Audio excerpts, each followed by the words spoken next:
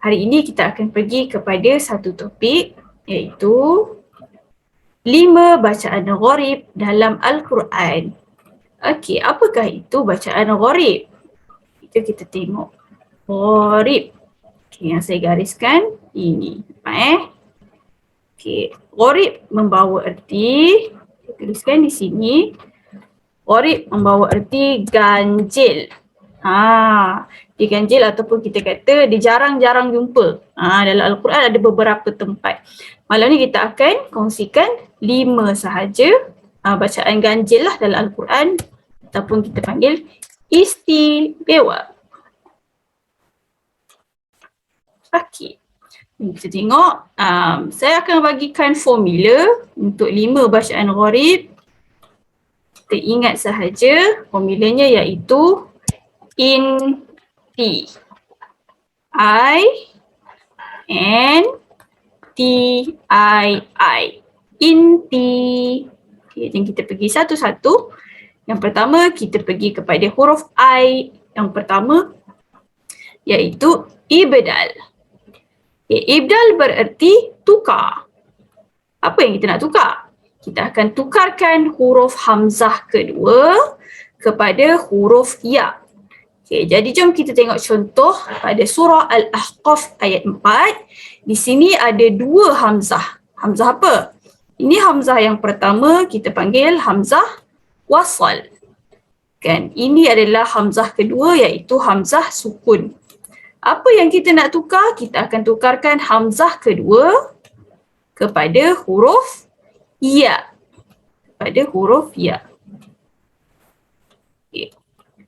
Dan untuk hamzah wasal di hadapan kita akan bariskan dengan baris kasrah. Okay. Bacaannya saya tuliskan sahaja. Sambung seperti biasa. Okay. Apabila kita nak baca kan, atau kita nak mula bacaan pada hamzah wasal yang berjumpa dengan hamzah, kita akan tukarkan hamzah yang kedua ini kepada huruf mad iaitu huruf ya. Jadi bacaannya menjadi ituni. Ituni. I itu kita baca sebanyak 2 harakat. Ituni. Okay. Selesai I yang pertama, kita pergi yang kedua. N. Kita pergi tadi formula ya. Inti. Okey, yang dah selesai saya contengkan. I dah ibdal. Okey, N yang kedua adalah naqal.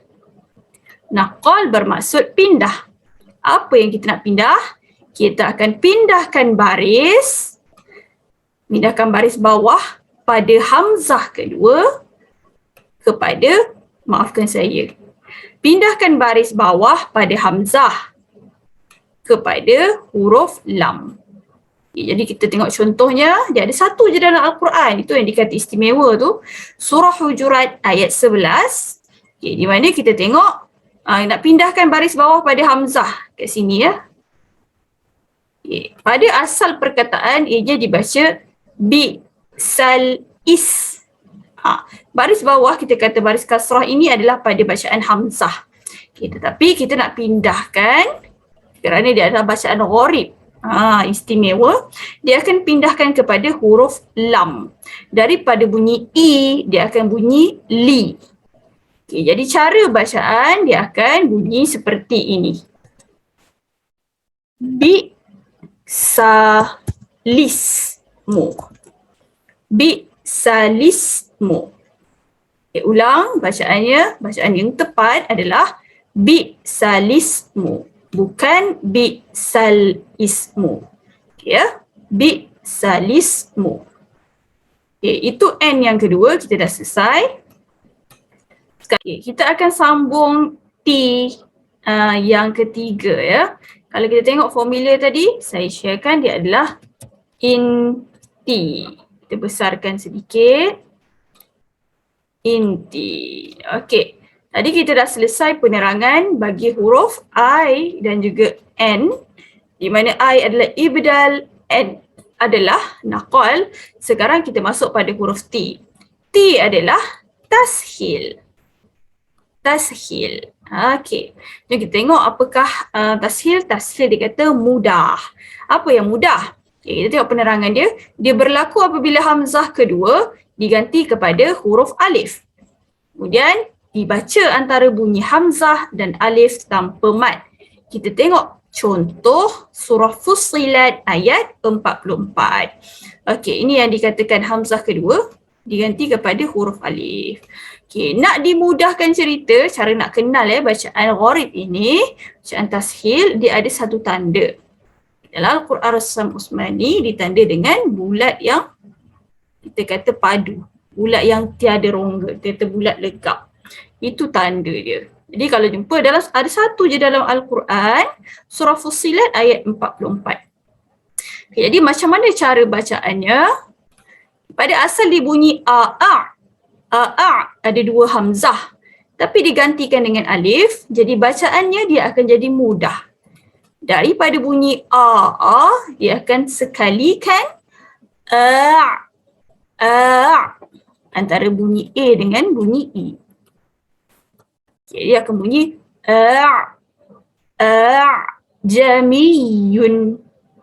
Jangan bunyi a ataupun jamiyun. Bunyi itu adalah salah. Cara bacaan tashil kita masukkan terus antara bunyi a dan bunyi i. Jamiyun. Itu adalah bacaan tashil. Okay. Ada dua lagi. Yang terakhir kita akan pergi huruf I. Pergi slide berikutnya. Okey.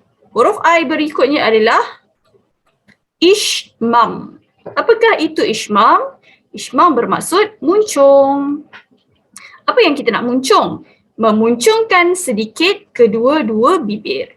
Waktu bila nak muncung, kita tengok pada surah Yusuf ayat 11, ada satu sahaja bacaan Al-Quran hukum ishmam, iaitu apabila kita jumpa tanda ini. Kita panggil tanda diamond. Okay, ada pada surah Yusuf, cara bacaannya, kita akan muncungkan bibir ketika jumpa tanda diamond. Okay, kalau kita tengok bacaan, kita akan baca la ta'manna. Manna sebenarnya adalah bacaan yang salah. Kita perlu memuncungkan bibir pada kalimah ini. Muncung waktu nak sebut man. Okay, jadi kalau awal kita kata bunyi man, tapi cara bacaan ishmam dia jadi man. Man. Okay, dia masih bunyi man tapi kena muncungkan bibir. La ta'manna. La ta'manna. Muncungkan bibir. Jangan bunyi tak maun. Maun salah. Manuna pun salah. Dia kena manna. Muncungkan bibir ketika bacaan nun tadi. Bersedia nak masuk nun. Okay, itu ishmam. Dan kita teruskan yang terakhir. Nak habis dah inti kita. Yang terakhir kita akan pergi imalah. Okay, jadi habislah INTII. Terakhir adalah imalah. Imalah bermaksud condong. Apa yang kita nak condongkan? Jadi kita tengok. Baca dengan bacaan di antara baris atas dan baris bawah. Bunyi antara huruf A dan juga huruf I. A dengan bunyi I. Jadi kalau kita tengok antara bunyi A dengan I, dia akan jadi bunyi E. Seperti ejaan sate, kita nak guna I pada ejaan sate. Okey, jadi saya nak fokuskan untuk huruf I. Kita nak bunyi antara A dan I menjadi bunyi E. Jadi kita tengok tandanya, tanda diamond juga, satu-satunya pada surah Hud ayat 41. Okay, kalau kita tengok di sini, bacaannya tidak menjadi majroha. Okay, tapi cara bacaannya adalah kita gantikan dengan bunyi I tadi. Majreha. Majreha. Okey, jadi insyaAllah itu sahaja untuk hari ini. Bacaan gharib dalam Al-Quran.